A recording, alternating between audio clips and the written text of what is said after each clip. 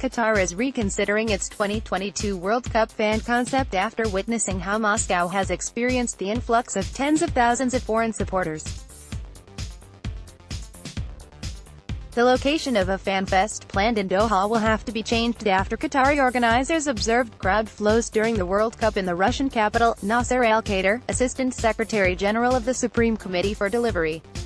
What we saw in Moscow, which has two stadiums, is that a city can be very quickly overwhelmed by big crowds, he said.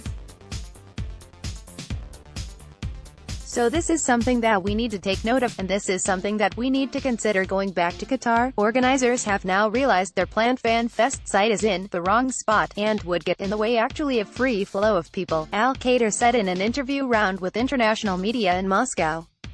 The fan fest had been planned at al-Bida Park near the Central Harbor Promenade.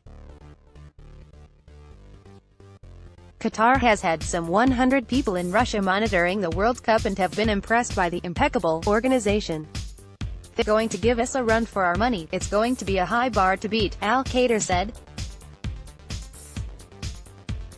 World Cup everywhere. Although central Moscow has experienced a World Cup party atmosphere, the size of the city means you could be in the neighborhood of Moscow and not even realize there is a World Cup happening, al-Khater said.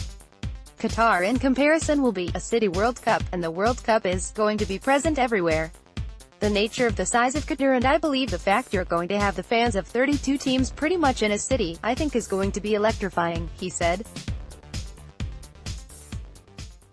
It is unclear whether Qatar will replicate the fan ID system which operated in Russia.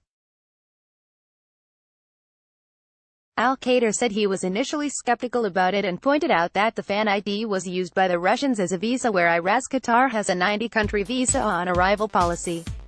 We're looking into it, we think it worked well, he said.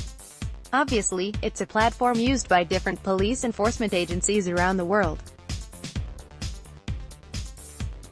In Pole, the Premier League, Scotland Yard all have databases of people who you don't want at football games.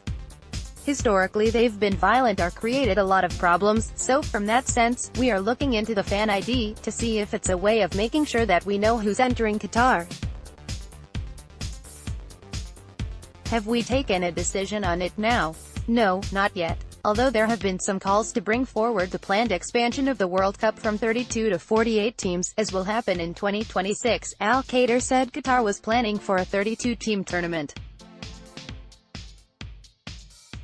The Qatar tournament is planned for November and December rather than the traditional European summer months. We don't know what the format is like yet, so I can't really tell you would Qatar be able to cope with 48 teams, he said. He added, if we look at the World Cup here in Russia, I'm wondering where are the European fans? All the fans here are from South America.